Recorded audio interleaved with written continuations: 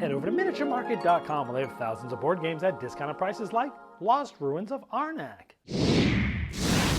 Hello my friends, it's the Game Boy Geek here. Recently, I put out a review of the Lost Ruins of Arnak from Czech Games Edition, CGE. This is a deck building game with worker placement.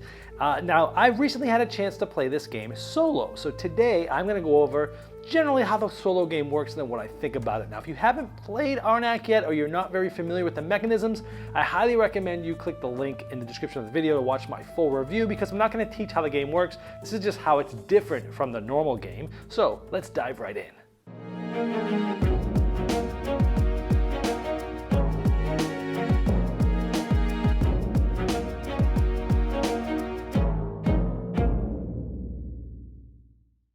In the solo version, you'll set up the game for 2 players. For example, each of the 2 boot spaces are blocked. Now, your solo opponent has some tiles that they'll be going through. There's 5 standard tiles, and then there's a pair of tiles, 1 green and 1 red that does a similar action. There's 5 of these. You're gonna decide on your difficulty. If you want very easy, then you use all the green tiles. And if you wanted to increase the difficulty, you essentially add in a red tile instead of a green tile. So whether you have 1, 2, 3, or 4 or 5 red tiles, that'll tell you how difficulty the game you're setting up is. So that's how you basically change the difficulty in the game, but there's always just gonna be 10 tiles for the opponent. So you'll shuffle those 10 tiles. The opponent always goes first in a round. The opponent's gonna go through all 10 of these tiles. So one at a time, they'll flip this over and they'll do what it says. In this case, they're going to go explore and find a new tile in level 1 and a guardian in round 1. So it tells you what to do depending on what round it is. Again, this is the easier version of this. So it will enact this and then it'll be your turn and then you'll come back here and you'll do another tile. So let's talk about this one here. So it's going to place a level 1 tile and the next tile, the top of it, had an arrow on it and it's facing to the right. So we will look to the right here and we will then put this in here just like this. And they will place their worker. Now, they are going to use workers, and they have up to 6 workers that they can place out. Basically, both of the workers from the 3 colors that you're not using. So they're gonna be able to block more spaces than if it were just a 2-player game, possibly. Now, if all these were filled, it would have went to the next higher row, still using that arrow. But in this case, it also would have gotten a guardian, so it goes like that. So it is there, essentially. Now, the solo player doesn't have a whole lot of maintenance. They don't gain resources or money or anything like that. So then it'll be your turn, and then you'd come back to the solo opponent and you'd flip the next one. And this one allows them to research. Now, they only have 1 research token, magnifying glass. They don't have the book, but they will go up, and if there's a choice of which side of track to go on, you'll look at the next tile. It says to the right, so you would go like this. They don't spend any resources. They will get this many points at the end of the game, but they don't gain resources. And they will also remove the assistant, because that's what the tile says to do. And in this case, the arrow's to the right, so this would just get taken. They don't do anything with it, but it just keeps you from getting it. Now remember, after each of these tiles you'd go, but I'm going to go through the rest of these tiles just pretty quickly. This one says you're going to get an item card and you're going to take the one with the lowest points. Now the harder version of this card, the red one, is actually the one with the highest points because they will get points at the end of the game for the cards. This one says, the lowest pointed artifact card they'll get. Again, they don't do anything with these cards other than keep them for points and keep them away from you. This is if they're at a guardian, they defeat the guardian and they'll be able to essentially get the 5 points for that at the end of the game. Now if they weren't on the site with a guardian, they'd go up the research track. Now the next tiles, again, you're only flipping over 1 for the opponent, but these are all just placing and going to different sites and getting the different resources at that site. So this tells you what site to go to. Now let's say they had gotten this tile, the one for the scroll. They would go to the highest row if possible. If nobody's here, they'll go here. In this case, they're gonna, again, they don't get this, but they block it from you.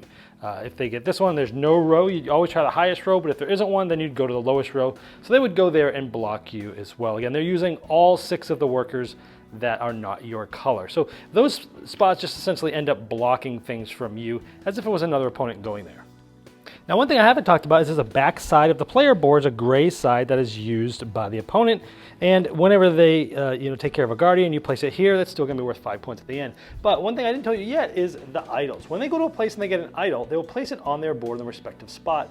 And this is going to be worth 3 points for them at the end of the game. If they got another one of these ones, it wouldn't go here, it would go here, and it's 1 less point. So it'd be 2 points instead of 3. So as they get these, each unique one's going to be 3 points, and a second one of those is going to be 2 points. So they will get points from those idols, but they don't use them for actions or anything like that. And a couple other notes is if they go up the research track, they simply just take this and throw it away so that you can't get it. If they get all the way to the top, they can get temple tiles.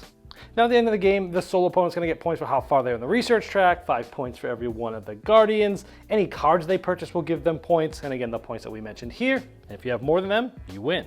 Now there is a solo campaign that they're working on. You can go to www.arnak.game, and there you can sign up to be notified when the campaign is ready. All right, well, there was the solo version. Now, if you're jumping right to final thoughts and you're not exactly sure how Arnak works, I recommend you looking at my full review in the link below me. Now, the solo game itself, one thing I liked about it is the setup time does not lengthen. It doesn't necessarily take any more time. There's not a lot more things to do. It's you essentially set it up like it's a 2-player game and just grab those 10 tiles, figure out which one you're going to use. It doesn't add much setup time at all. The next is the core rule set is the same, and I really like that because sometimes you play a game and you're like, ooh, it has a solo mode, and you play the solo mode and you're like, this feels nothing like the normal game. They've changed it so much that it actually kind of feels like a different game. This does not. It feels like you're really playing the same game, and pretty much most of the rule set, at least for what you do, is exactly the same. There's some little things that they do differently, but again, it keeps the game pretty true to the original experience, and I like that. It does make you feel like you're playing against other players, and even though you're setting up the board as a 2-player, which makes the board really tight because it's blocking all the double boot spaces on the bottom, since the solo opponent can use up to 6 workers, they're going to be blocking more and more spots. So even though you're theoretically setting up a 2-player game, it feels like you're playing more than a 2-player game because of the spots that are being blocked. Now granted, on the research track, you're racing just against them, so that kind of feels just like 2-players, but the main board feels like you're playing with more than 2 players without a lot more maintenance, and I like that. I like that you can change the different levels of difficulty. If you play with all green and you play the game a lot, you're probably going to destroy it. So if you're experienced at the game, even on your first time, I would mix in 2 or 3 of the red ones instead of the green ones randomly and try that out. But I like that you can change that difficulty. Speaking of the difficulty, I mentioned at the end of the overview that there's a solo campaign coming, and that if you go to www.arnak.game, you can sign up to be known when they'll email you when the campaign is ready. And I'm sure that's going to change this entire solo mode. This is just the normal solo mode, but there's a whole campaign coming, which will be really cool. Maintenance in the game is low, and I like that again because sometimes in solo games, when you're running another player, sometimes you're doing resources and you're going through this decision tree. Well, if it has to do this, you look for this. And if it's not this, then you go to that. If it's not this, then you go to that. If it's not this, and you go down this decision tree. And it has a tiny bit of one of those things where it's like, well, if it goes to a spot, give it the highest row. If it's tied, use the arrow. If not, go down. I mean, it's really easy, and that's really the only thing that you use that for. Mostly you're just looking at the tie arrow, really quick, this one, okay, I'll take this person out. And the maintenance is really low, and I like that. There's not a lot of upkeep going on. You're not tracking resources or scoring during the game or anything like that. You're not spending, it's quick. You just go, usually put a person, and that's it. And I like that the maintenance is low because what that does is it makes it so that this game only takes about 35 to 40 minutes to play after it's set up.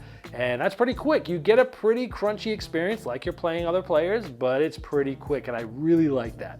The only negative thing I could say is kind of towards that is that because the general game does take a decent amount of time to set up because there's so many tokens and cards and things like that, that with a short play time of 40 minutes, well, the setup time is a little bit larger percentage of the overall game time than it would have been in the normal, 60 to 90 minute game with other players.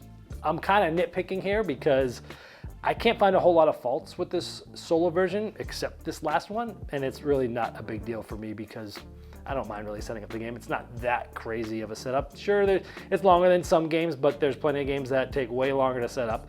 But that's it. Overall, I really enjoyed the solo play. I don't tend to play a lot of solo games, but I recently had a chance and just had the itch to try it, and I was pleasantly surprised that I shouldn't be surprised. CGE does great stuff. But I was excited that it was a good one, and it is one I would definitely play again, but I'm really looking forward to that solo campaign to see what they did. And that is what I think of Arnak Solo. This has been the Game Boy Geek, breaking down barriers, growing relationships through board games by helping you find the next one you'll love.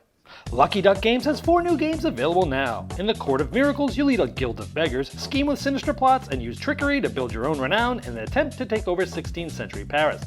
Baron Voodoo is an abstract strategy game involving the collection of thematic soul dice, and it made my top 10 most anticipated releases at Essen's Spiel this year. Kingdom Rush Rift in Time is a tower defense with epic heroes that includes a campaign and an infinite replayability mode. It was hugely popular on Kickstarter, raising over $1 million. Chronicles of Crime 1400 is a standalone follow-up to the award-winning Chronicles of Crime, where you'll be solving 4 unique crimes in medieval Paris. These are all available in stores now, and you can learn more and order them at luckyduckgames.com.